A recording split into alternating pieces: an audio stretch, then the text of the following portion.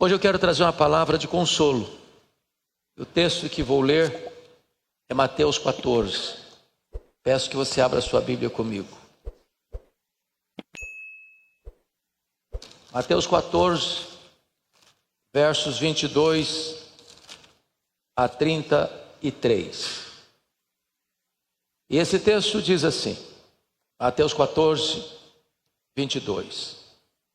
Logo a seguir, compeliu Jesus os discípulos a embarcar e passar adiante dele para o outro lado, enquanto ele despedia as multidões. E despedidas as multidões, subiu ao monte a fim de orar sozinho. Em caindo a tarde, lá estava ele só. Entretanto, o barco já estava longe, a muitos estádios da terra, açoitado pelas ondas, porque o vento era contrário. Na quarta vigília da noite, foi Jesus ter com eles andando por sobre o mar. E os discípulos, ao verem-no andando sobre as águas, ficaram aterrados e exclamaram: é um fantasma! E tomados de medo gritaram. Mas Jesus imediatamente lhes disse: tende bom ânimo, sou eu, não temais. Respondendo-lhe Pedro, disse: se és tu, Senhor, manda-me ir ter contigo por sobre as águas. E ele disse: vem. E Pedro, descendo do barco, andou por sobre as águas e foi ter com Jesus. Reparando, porém, na força do vento, teve medo e, começando a submergir, gritou: salva-me, Senhor. E prontamente Jesus, estendendo a mão, tomou e lhe disse: homem de pequena fé, por que duvidaste? Subindo ambos para o barco, cessou o vento. E os que estavam no barco o adoraram, dizendo: verdadeiramente és filho de Deus. Amém.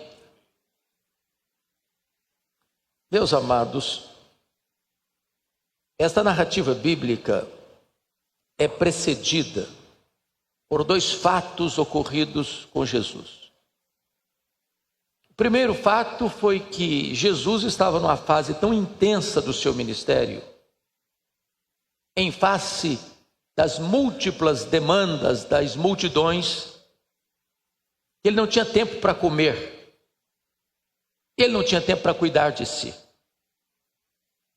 Não bastasse isso, o segundo fato é que Jesus acabara de receber uma trágica notícia: a morte crudelíssima do seu precursor João Batista, arrancado da masmorra Maqueros às margens do Mar Morto e degolado por ordem do tetrarca Herodes Antipas.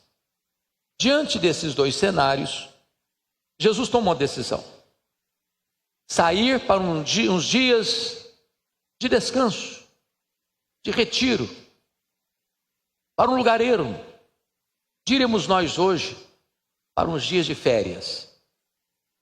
Férias não é luxo, é necessidade. Mas houve um furo de imprensa, a notícia vazou. E quando Jesus chega no local, a multidão já estava lá, esperando Jesus. E em vez de Jesus despedir a multidão, aliás, no plural, multidões, e continuar de férias com os discípulos, ele se compadeceu daquele povo, passou a curar os seus enfermos. Quando o dia já estava prestes a declinar-se, seus discípulos, do topo da sua pretensa prudência, sentiram-se no direito de dar conselhos a Jesus. E chegaram para Jesus e disseram: mestre, já está ficando tarde, esse lugar é ermo, tem muita gente aqui, aqui não tem supermercado, aqui não tem padaria, também não tem dinheiro para comprar comida para tanta gente. Então o mais sensato a fazer é mandar esse povo voltar para casa. E Jesus olha para os discípulos e os desconcerta ainda mais, dizendo-lhes: dai-lhes vós mesmos de comer. Bom, mas agora eles estão encrencados. Primeiro, porque tem muita gente. Eram 5.000 homens, além de mulheres e crianças, em torno de 12.000 pessoas. Não tinha lugar para comprar comida. Não tinha dinheiro. Aliás, fizeram uma pesquisa e constataram que eles tinham uma receita de 5 pães e 2 peixes para uma despesa de 12.000 pessoas. Impossível. Mas aquilo que o homem não pode fazer, Jesus pode fazer. Jesus multiplicou pães e peixes e entrega nas mãos dos seus discípulos para que eles distribuíssem e alimentassem a multidão. E é aqui que começa o nosso texto. Logo a seguir, compeliu Jesus os discípulos a embarcar e passar adiante dele para o outro lado, enquanto ele despedia as multidões. Logo a seguir, o quê? Logo a seguir, o registro que acabamos de fazer. Mas isso requer uma pergunta. Por que Jesus não permitiu que os seus discípulos ficassem com ele enquanto se despedia as multidões? Por que Jesus não os pede, não aconselha, não sugere, compele, ordena, obriga os discípulos a entrar no barco e voltar para casa em Cafarnaum? Por que Jesus não permite que os discípulos permaneçam ali naquele cenário, naquela geografia? Do que Jesus está poupando os discípulos? Mateus não responde a estas perguntas. Mas a resposta está em João 6,15, texto paralelo deste. É que logo após esta multidão ser alimentada, esta mesma multidão vem para arrebatar Jesus, para fazê-lo rei, ou seja, um Messias político, apenas um operador de milagres. E Jesus não queria que os seus discípulos fossem tentados por essa cosmovisão, de olharem para ele apenas como operador de milagres e não como salvador do mundo. Bom, nós cremos em milagres, nós pregamos sobre milagres, nós oramos por milagres, mas é preciso afirmar que o milagre não é a essência do Evangelho. Jesus não desceu da glória apenas para fazer milagres. Os milagres que ele operou foram para confirmar e ratificar a sua messianidade, a sua divindade. Mas a missão precípua dele, ao vir a este mundo, foi morrer na cruz pelos nossos pecados, ressuscitar para nossa justificação e nos dar a vida eterna. Então, como Jesus não queria que os seus discípulos fossem submetidos a essa agenda perigosa, sedutora, Jesus tira os discípulos de cena e ordena-os a voltarem para casa. Talvez uma pergunta fosse necessária também. Aquela multidão tinha alguma razão para ter a expectativa de um Messias que pudesse resolver os seus problemas, do aqui e do agora? Quebrar o jugo da opressão? E a resposta é um sonoro sim. Permitam-me, por favor, uma breve retrospectiva para destacar esse ponto. Lá em Gênesis 15, Deus dissera para Abraão, o tronco desta nação, que a sua descendência seria numerosa, numa linguagem hiperbólica, como as estrelas dos céus, mas que seria escrava em terra estrangeira por 400 anos. E agora Israel está no Egito. A história de José já é uma história pretérita. Israel está agora debaixo do chicote, pisando barro, ou trabalhos forçados. Deus tira Israel com mão forte e poderosa do Egito, peregrinam 40 anos pelo deserto, acossados pelos amalequitas, pelos edomitas, pelos amonitas, pelos moabitas. Eles entram na terra prometida, mas Josué 13:1 diz que não conquistaram toda a terra, e os povos cananeus tornaram-se como espinhos em suas ilhargas. Depois de um longo período dos juízes, 330 anos, o período mais terrível, amargo, doloroso, de oscilação espiritual de toda a história de Israel. E no maior parte do tempo Israel foi oprimido pelos inimigos que vinham, confiscavam suas terras, roubavam os frutos das suas lavouras, deixando-os à míngua. Então clamam por um rei, estabelece-se a monarquia em Israel. E o primeiro rei de Israel morre em campo de batalha contra os seus arqui-inimigos, os filisteus. Depois da morte de Salomão em 931, por inabilidade política do seu filho e sucessor Roboão, Israel é rasgado.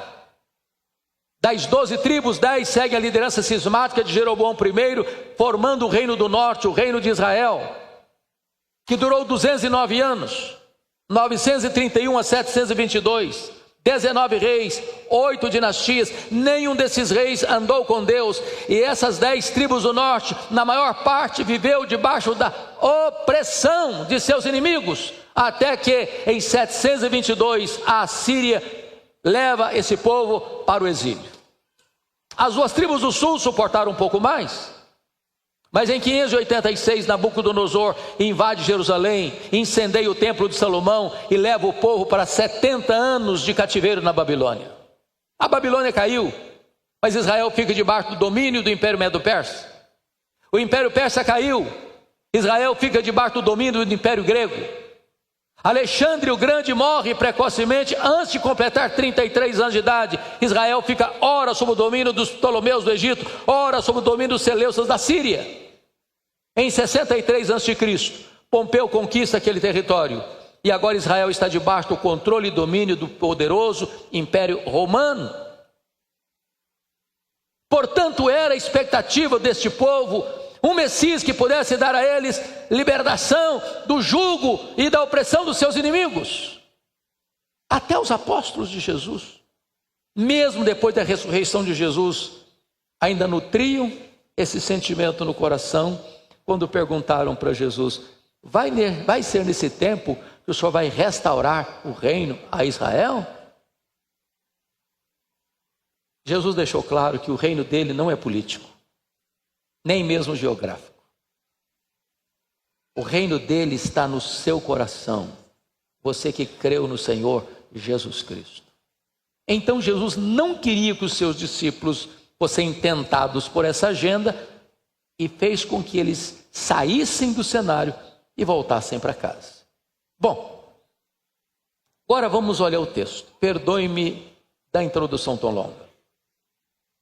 O mínimo que os discípulos poderiam esperar, já que as férias foram frustradas, era pelo menos voltar em paz para casa. Mas não foi o que aconteceu. E aqui começa a primeira lição. E a primeira lição é esta: mesmo quando você está fazendo o que Jesus mandou você fazer, mesmo quando você está vivendo rigorosa e literalmente debaixo da autoridade de Jesus, ainda assim você enfrenta tempestades na vida. A vida não é indolor. Nós não temos imunidade especial. Nós não vivemos numa estufa. Nós não estamos blindados. A vida não se desenrola num parque de diversões, nem mesmo num jardim grinaldado de flores. Aqui tem luta, aqui tem choro, aqui tem dor, aqui tem vale, aqui tem ventos contrários, aqui tem tempestade.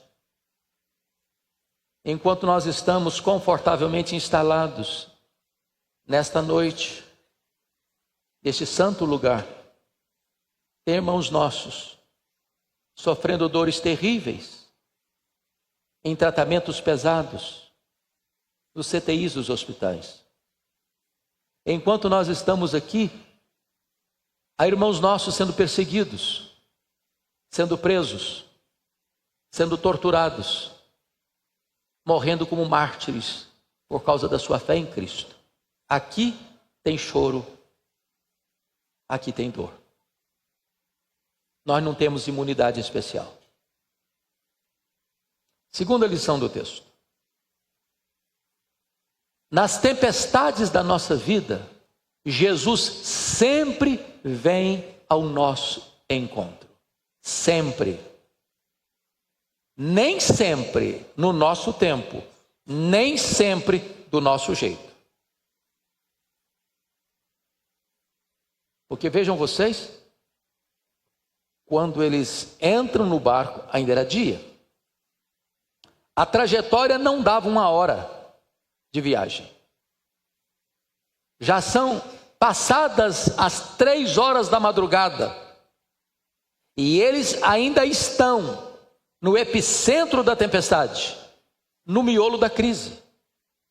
O que é curioso é que, despedidas as multidões, Jesus subiu para o monte para orar. Mas Marcos 6,48, texto paralelo deste, nos informa que lá do monte Jesus os via em dificuldade. Ora, notem, esse mar da Galileia é um lago de águas doces, o maior reservatório de águas doces do Oriente Médio. Tem 21 quilômetros de comprimento por 14 de largura.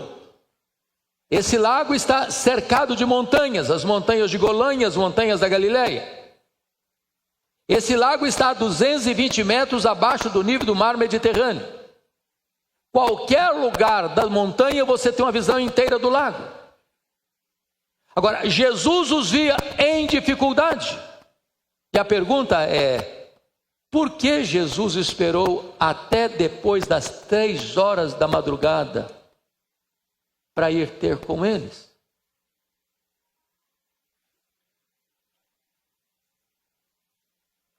Às vezes nós queremos que Ele venha no nosso tempo, dentro da pressa da nossa agenda. Permita-me uma análise disso. Quem aqui nesse auditório já ora por uma causa há mais de 5 anos? Levanta a mão. Há mais de 5 anos. Quantas vezes você já perguntou para Deus: até quando, Senhor? Por que a resposta não chegou ainda?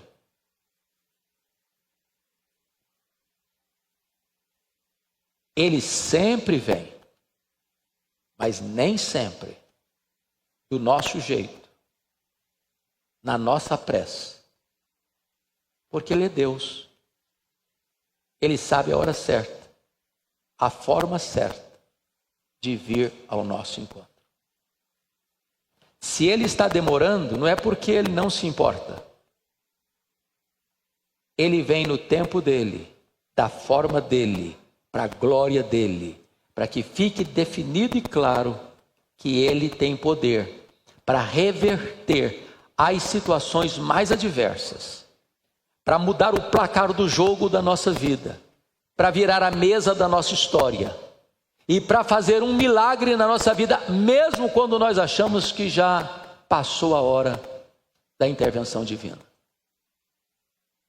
Terceiro lugar, terceira lição.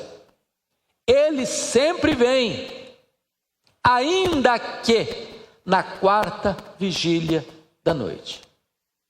Vocês bem sabem que a noite era dividida em 4 vigílias. Das 6 da tarde às 9 da noite a primeira, das 9 da noite à meia-noite a segunda, da meia-noite às 3 da madrugada a terceira, das 3 da madrugada às 6 da manhã a 4ª vigília. A hora mais escura da noite. Por que na 4ª vigília? É a hora do maior cansaço.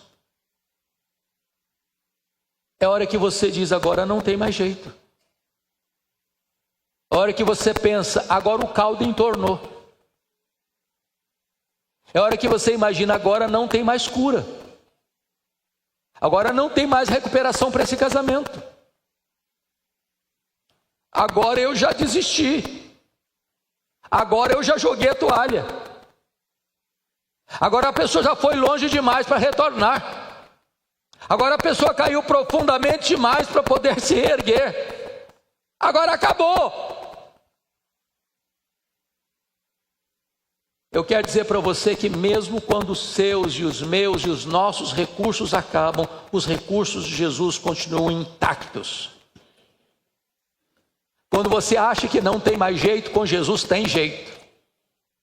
Quando a medicina dá o diagnóstico, não tem cura, com Jesus tem cura.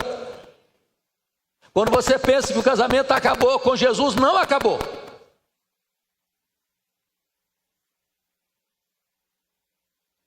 Há pouco tempo, uma senhora, pastor Purim, chegou para mim e disse: pastor, eu preciso comunicar para o senhor que eu estou me divorciando.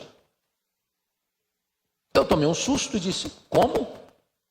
Ela foi severa: eu estou me divorciando, e soletrou a palavra. E eu perguntei por quê. Ela respondeu para mim: secou. Entendeu? Secou. Eu olhei para ela e disse: minha filha, se secou, ainda tem esperança. Ela regalou os olhos. Você não leu na Bíblia que a vara seca de Arão floresceu? Pois Jesus pode fazer florescer o que secou no seu coração. Falou: pastor, o senhor é maluco. Quer dizer para o senhor que morreu, entendeu? Morreu. Falei: morreu? Ah, mas então tem esperança? Você não leu na Bíblia que Jesus ressuscita os mortos? Ele ressuscita o amor que morreu no seu coração. O senhor endoidou. Eu estou querendo dizer para o senhor que acabou, não tem mais nada, acabou. Falei: acabou, então tem esperança. Você não leu na Bíblia que o Senhor chama a existência até as coisas que não existem? Pois ele pode chamar a existência o que não existe mais aí no seu coração. Você não vai divorciar agora, não. Você vai orar comigo um mês, daqui a um mês você volta aqui para conversar. Passado o mês ela voltou. Disse: pastor, acabou a vontade de divorciar. Jesus está restaurando a minha vida e o meu casamento. Jesus chega ainda que na quarta vigília da noite para mudar a sua história. Alguns de vocês aqui têm acompanhado a luta que a nossa família tem vivido com o nosso netinho Pedro. Nasceu 6 meses, precocidade extrema. Nasceu fortemente infectado pela infecção que tomara o corpo da sua mamãe. Com 3 dias de nascido, uma cirurgia pesada para extrair 20 centímetros do seu intestino. Com 1 semana, uma segunda cirurgia pesada. 102 dias no CTI. Por 2 vezes ficou 50 horas sem fazer xixi. E o médico disse: se não fizer, em poucas horas, os órgãos entram em falência e não tem mais o que fazer. Várias vezes os médicos chamaram a família e disseram para nós: se vocês acreditam em Deus, se vocês acreditam em oração, orem, porque não tem mais nada para fazer. Já são 5 cirurgias. Mas uma dessas vezes me marcou muito. Quando chamaram a nós e disseram: olha, não tem mais jeito, já jogamos a toalha. A minha nora, com lágrimas nos olhos, disse: eu gostaria tanto de pegar o meu bebê no colo. Eu não tive esse privilégio. Acabou de nascer, já foi para o CTI, cheio de tubos, de fios. Os indicadores estavam dizendo que era o fim. E o médico disse para ela assim: não faça isso. Ele está partindo. Ele está morrendo. Você vai ter um trauma. Ele vai morrer nos seus braços. Chegou um médico mais experiente. Ouvindo a conversa, disse para ela: ponha o seu bebê no colo. Colo de mãe é vida. E quando ela pôs o seu bebezinho no colo, as taxas começaram a mudar, e o bebezinho como que ressuscita nos seus braços.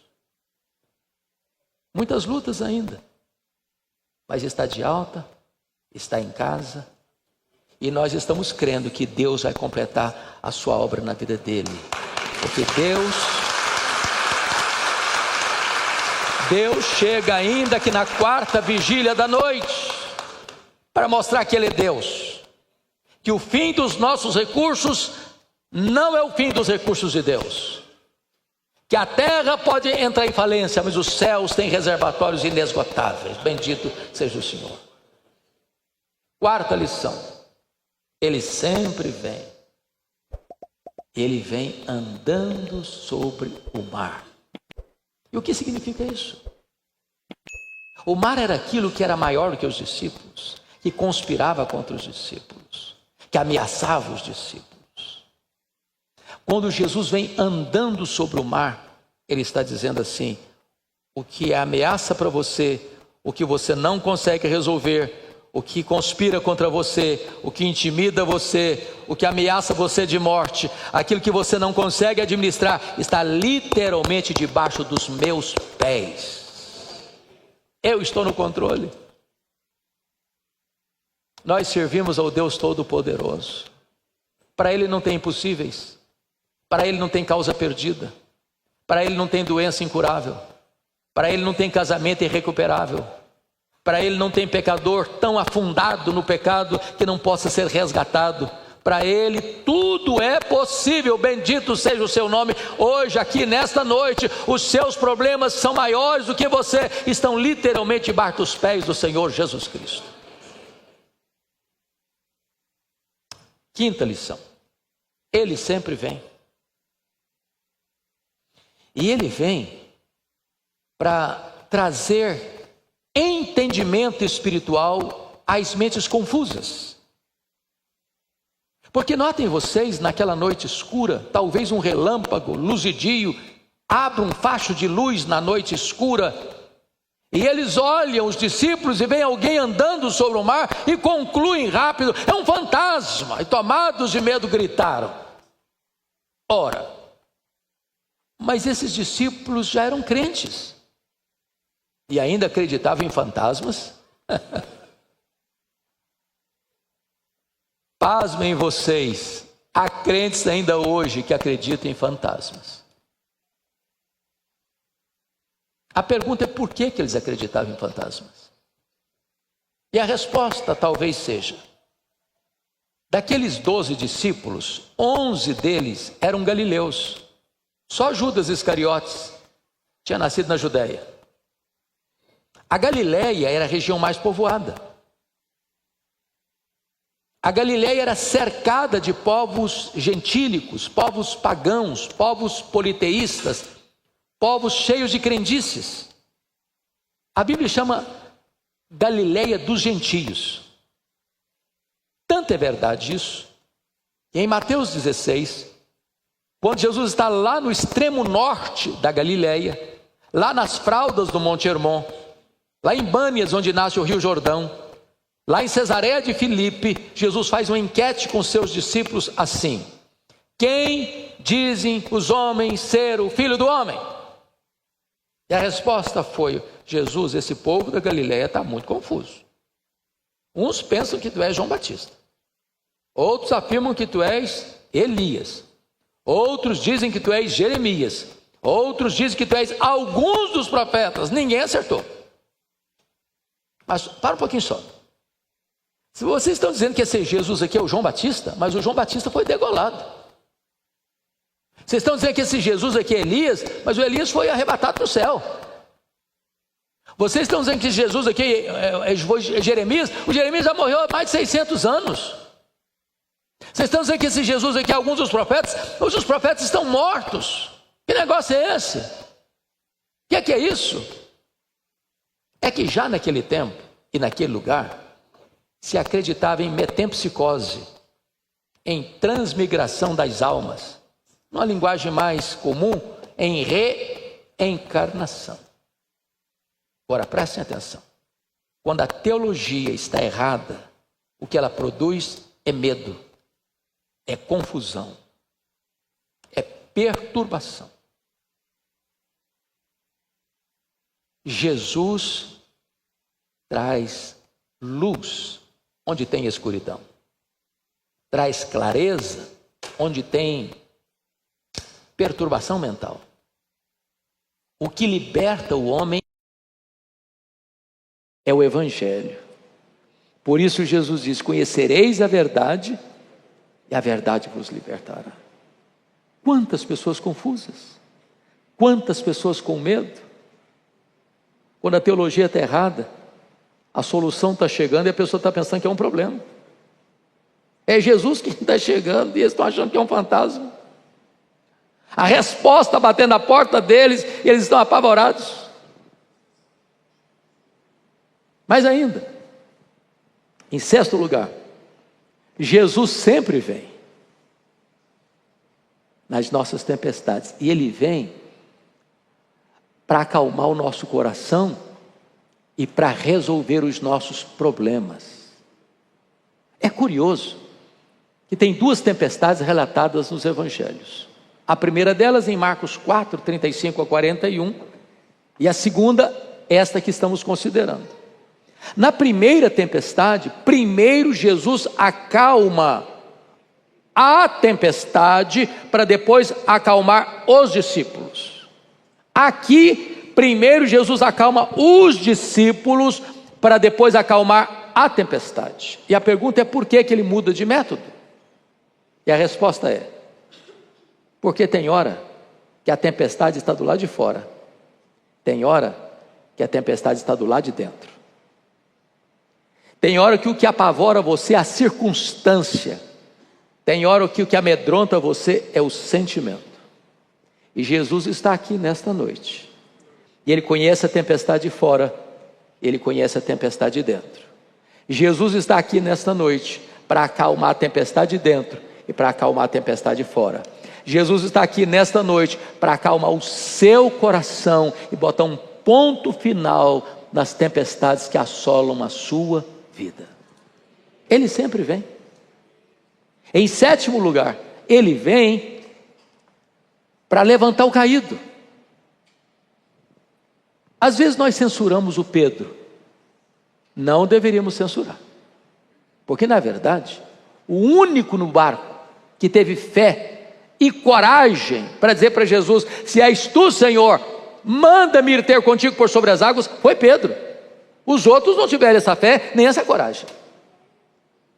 E eu imagino a cena: o barco assolado pelo vento, as ondas encrespadas chicoteavam o barco frágil, o vento sibilava e empurrava o barco de um lado para o outro, e o Pedro salta do barco, pula na água, e aquela massa líquida se transforma em terra firme diante dos seus pés, e ele olha para Jesus, caminha firme, sobranceiro, olhando para Jesus, tendo a experiência mais incrível da sua vida, e de repente, diz a Bíblia, reparando na força do vento, teve medo e começou a afundar. Não censure Pedro. Pedro está aqui nessa noite, mas ele não está entre nós, não. Ele mora debaixo da nossa pele. O coração dele bate no nosso peito, o sangue dele corre em nossas veias. Nós somos Pedro. Nas noites mais escuras da minha vida, algumas vezes, eu disse para o Senhor: eu não aguento mais, Senhor. Por um minuto eu tiro os olhos de Jesus e comecei a afundar. Se você tirar os olhos de Jesus, você afunda. Você não fica de pé escorado no bordão da autoconfiança. Só Jesus pode manter você de pé. Mas o que me impressiona em Pedro é que ele não tenta resolver o problema. Ele clama por Jesus: socorre-me, Senhor, salva-me. Naquela ocasião, Jesus estava no monte, orando por eles. e veio ao encontro deles. Hoje Jesus não está num monte orando por nós. Hoje Ele está à direita da majestade como nosso grande sumo sacerdote. Ele conhece as nossas fraquezas, Ele conhece as nossas dores, Ele conhece as nossas limitações, Ele conhece os nossos perigos, e basta você gritar por socorro e Ele vem ao seu encontro e arranca você das gargantas da morte. Diz o texto que prontamente Jesus estendeu a mão, tomou, levantou e deu-lhe um tapinha de luva, bem suave. Disse: homem de pequena fé, por que duvidaste? O problema de Pedro não era o vento, era a dúvida. Não era a tempestade, era a incredulidade. Se creres, verás a glória de Deus. Diz o texto que ambos subiram para o barco e cessou o vento. Jesus pode não apenas acalmar nesta noite o seu coração, Ele pode pôr um ponto final na tempestade que atormenta você. É para trazer bonança. Mateus não nos dá essa informação, mas eu recorro mais uma vez ao registro de João, capítulo 6, verso 21, diz que ambos subindo para o barco, chegaram ao seu destino. E eu quero dizer para vocês que nós também chegaremos ao nosso destino. Não num cais, não num porto, mas nas praias áureas da eternidade, na casa do Pai, na Nova Jerusalém, no paraíso, no lugar de glória. O Salmo 84 diz que nós vamos indo de força em força, e cada um comparecerá diante de Deus em Sião. O Salmo 73 diz que Deus nos toma pela sua mão direita, nos guia com o seu conselho eterno e nos recebe na glória. Apocalipse capítulo 9 diz que quando o poço do abismo foi aberto, saiu de lá um bando de gafanhotos a ponto de escurecer o sol. Mas não eram gafanhotos, eram demônios, com cara de cavalo, com rosto de homem, com cabelo de mulher, com dentes de leão, com couraça de ferro, atormentando os homens como a picada de escorpião. O que significa isso? Cabeça de cavalo é porque o cavalo era a maior máquina de guerra daquele tempo. Uns confiam em carros, outros em cavalos. Nós nos gloriaremos em o nome do Senhor. Cara de homem, rosto de homem, inteligência, estratégia, metodologia. Cabelo de mulher, reportando aos cultos pagãos, onde as mulheres soltavam os cabelos em danças alucinadas e eróticas, sensualidade. Dente de leão, destruição. Couraça de ferro é que esses demônios não podem ser vencidos com armas convencionais. É preciso de armas espirituais poderosas em Deus para destruir fortalezas e anular sofismas. Picada de escorpião é que esses gafanhotos que não vão atacar a vegetação, mas vão atormentar os homens. Agora notem, que homens? Atormentar os homens, exceto aqueles que têm o selo de Deus sobre a sua vida. Quando você creu no Senhor Jesus, você foi selado com o Santo Espírito da promessa, e você é propriedade exclusiva de Deus, e os demônios não têm autorização para atormentar a sua vida. Você está nos braços do divino pastor, e ninguém pode lhe tocar, louvado seja o Senhor. Apocalipse capítulo 13 diz que todos os povos, nações da terra vão adorar o dragão, o diabo e o anticristo. Todos os povos e todas as nações da terra vão adorar o diabo e o anticristo, exceto aqueles cujos nomes estão escritos no livro da vida do Cordeiro. No dia que você creu no Senhor Jesus, lhe foi dado também esta alegria e esta garantia e essa verdade absoluta. O seu nome está escrito no livro da vida do Cordeiro. Sabe sabe o que significa? Jesus não vai perder para o diabo e para o anticristo nenhuma das suas ovelhas. Nenhuma das suas ovelhas vai adorar o diabo ou o anticristo. Todos nós estamos salvos, estamos seguros nos braços do divino pastor, e todos nós chegaremos salvos e seguros ao nosso destino. Louvado seja o Senhor. Chegaremos salvos e seguros. Permitam-me remetê-los ao último versículo, verso 33, para encerrar. E esse verso 33 oportuniza-nos a pergunta mais recorrente da teologia e da filosofia. E a pergunta é esta: se Deus nos ama, por que sofremos? Não seria muito mais fácil uma viagem sem tempestade?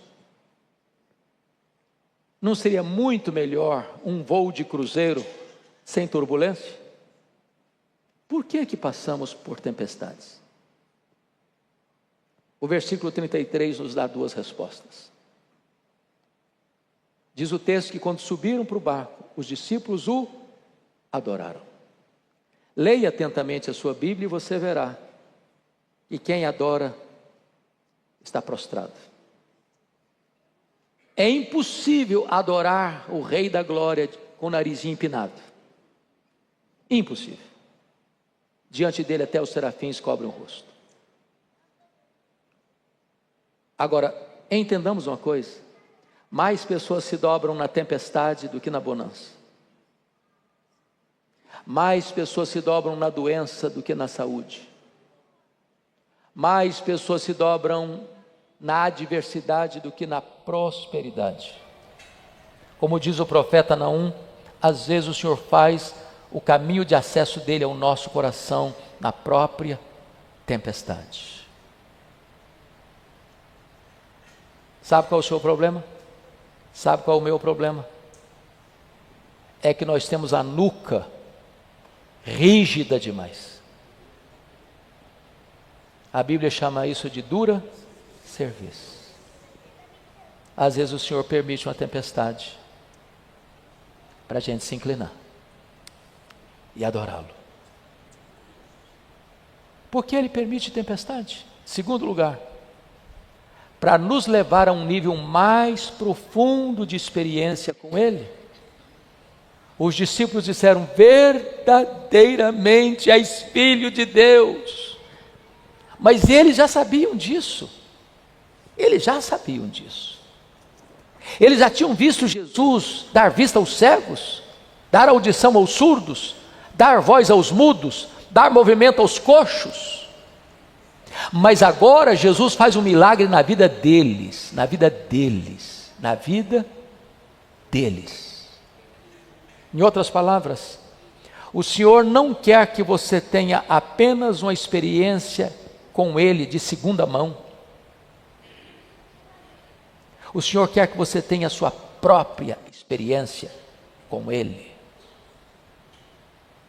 Permitam-me ilustrar e eu encerro. Lembram-se de Jacó? Neto de Abraão, filho de Isaac? A Bíblia diz que o Jacó, por influência da sua mãe Rebeca, entrou nos aposentos de seu pai Isaac, que já estava quase cego, e mentiu, passando-se por Esaú, traindo o irmão e enganando o pai. E por causa disso, foi jurado de morte pelo seu irmão e precisou fugir de casa às pressas. Quando você lê isso de forma rasa e superficial, passa às vezes a ideia de que o Jacó era um jovem, um adolescente, que vivia na barra da saia da mãe, influenciado pela mãe. Mas sabe quantos anos tinha o Jacó quando saiu de casa? Fugido? 77 anos. Solteiro. Tem esperança para vocês, fiquem calmos.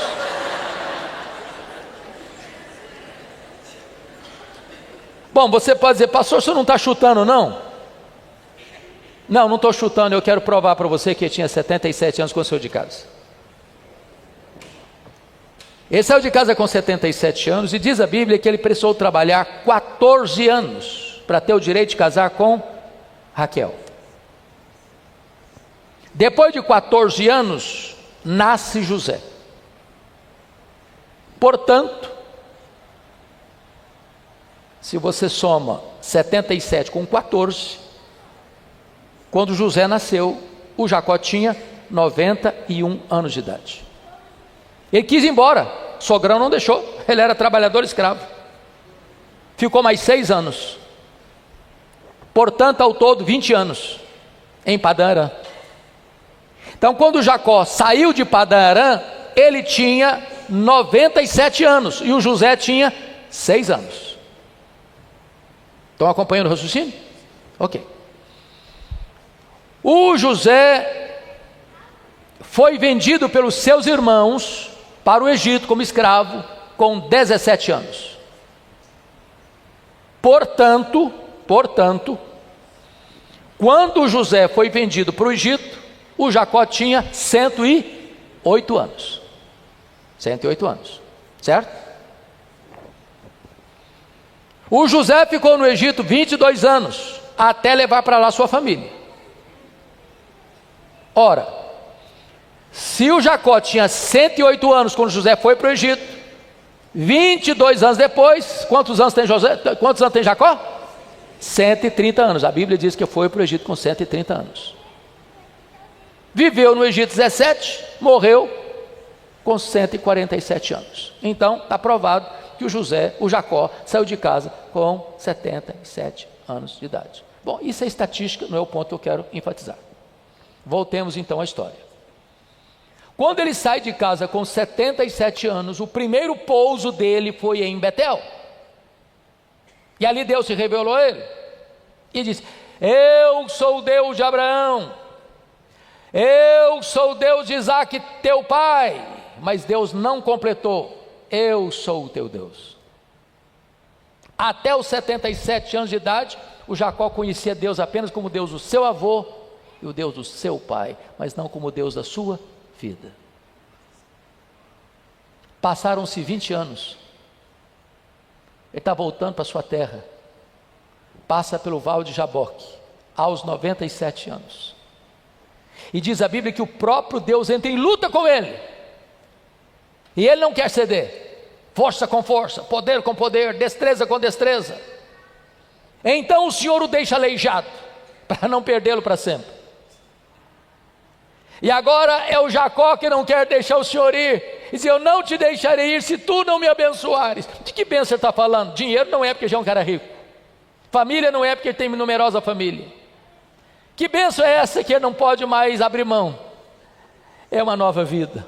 É uma experiência com Deus. É uma conversão genuína. Então o Senhor pergunta para ele: qual é o teu nome? Por que Deus fez essa pergunta para ele? Será que Deus não sabia o nome dele?